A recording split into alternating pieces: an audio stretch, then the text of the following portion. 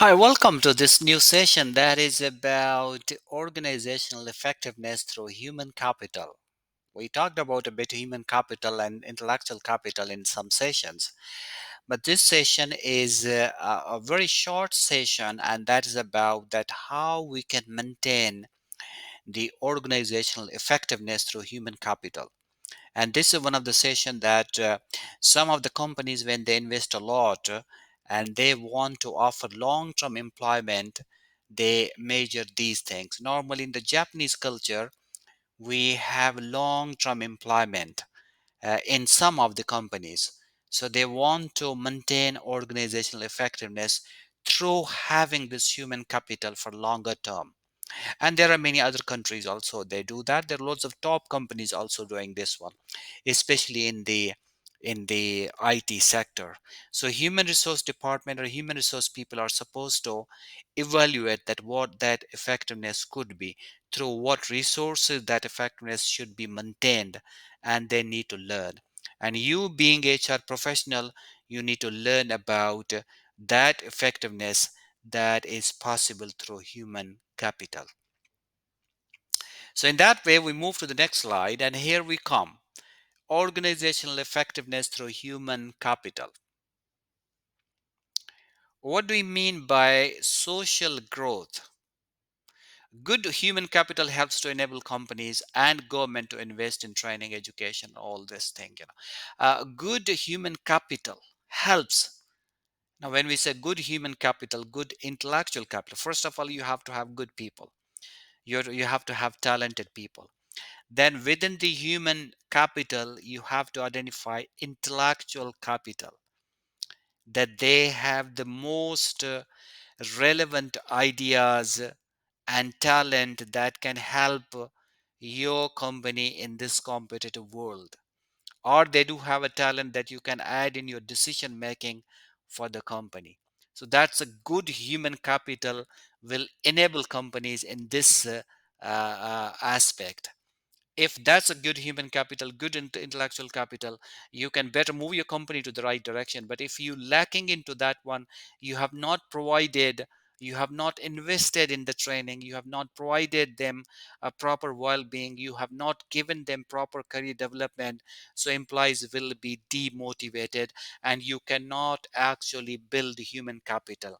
So one of the effectiveness in this particular point which we have talked about is a social growth in the company. Through that, you provide training, you provide well-being, your health well-being, and other aspects as they demand.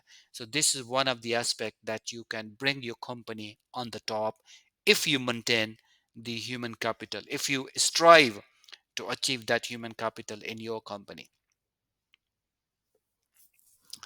And within that, because we talked about well-being in the growth, social growth, but employee well-being as a separate, you can have this one. Organizational effectiveness happen when employees are given opportunity to hone up their skills and utilizing them as per organizational goals.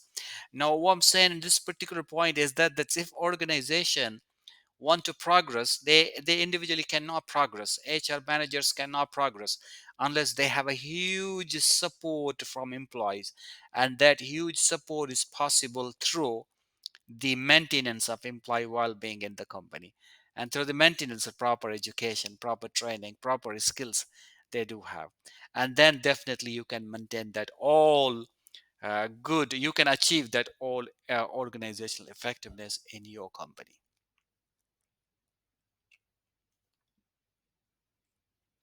How do you make workers, skilled workers, technical workers, thinkers, and decision makers? How do you identify that that person is really good one?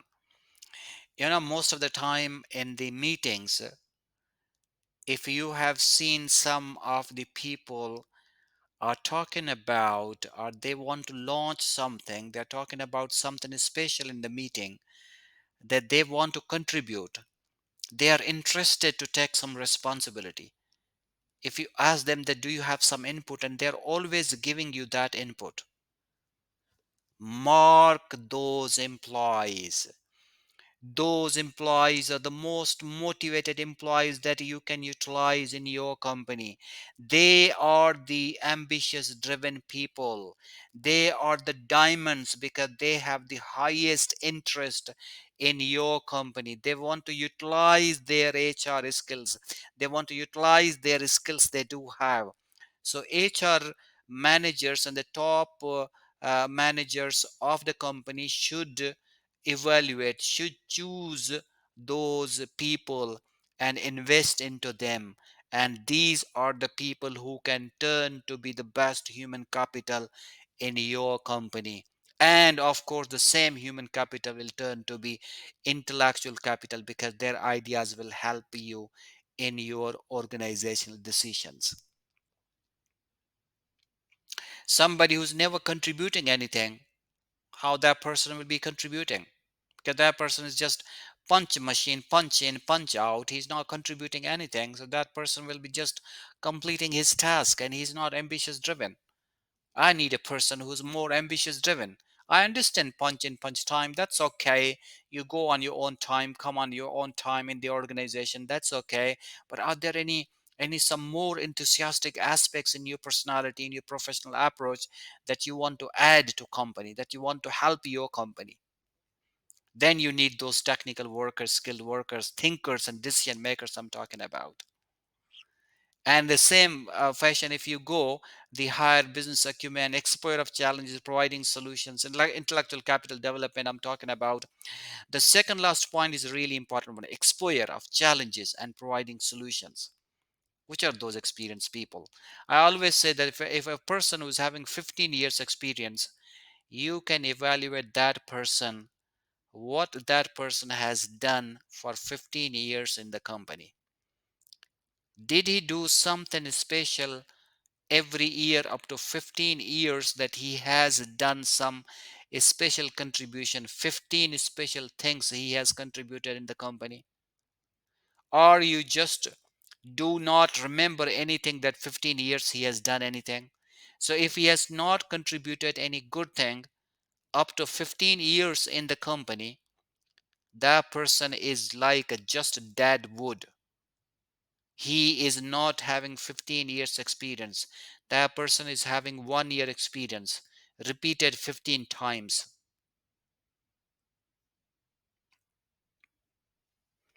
You don't need employees 1 year experience, same thing being repeated.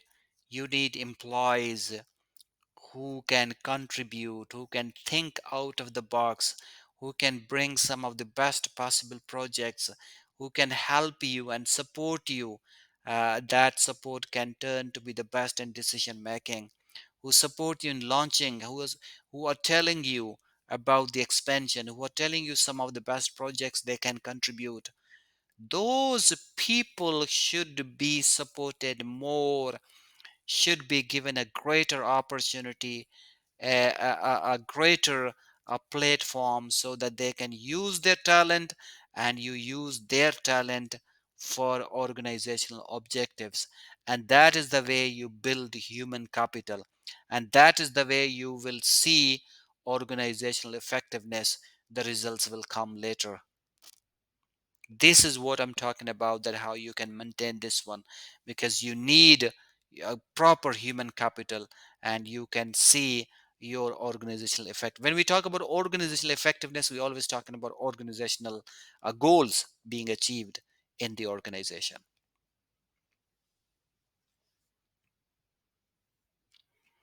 And definitely we have loads of other things, but these are the only few things I wanted to bring to your notice, to your understanding, so that you as HR professionals should understand the importance of human capital through organizational effectiveness. Now, these are more some varied perspectives and strategies for organizational effectiveness. If you see human capital is productive capability of employees, definitely. Now, skills, knowledge, and experience. How? When they are contributing economic value to the organization. How?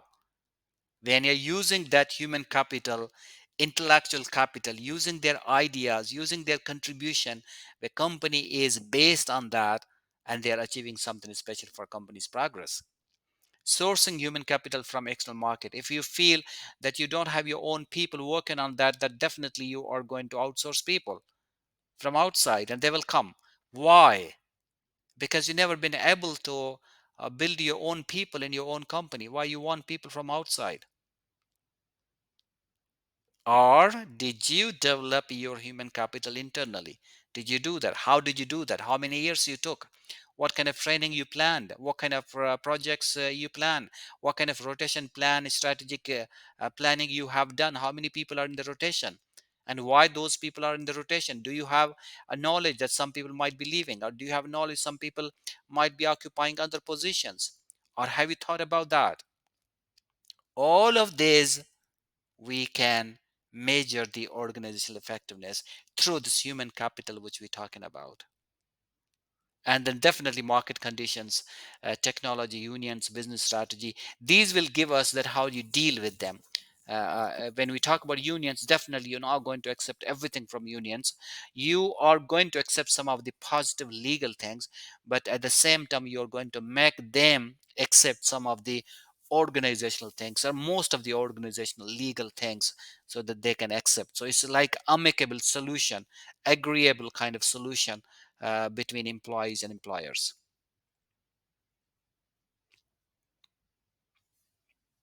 So this was a brief session I just talked about, and these are some important aspects which you have learned, that how human capital can contribute in the organizational success.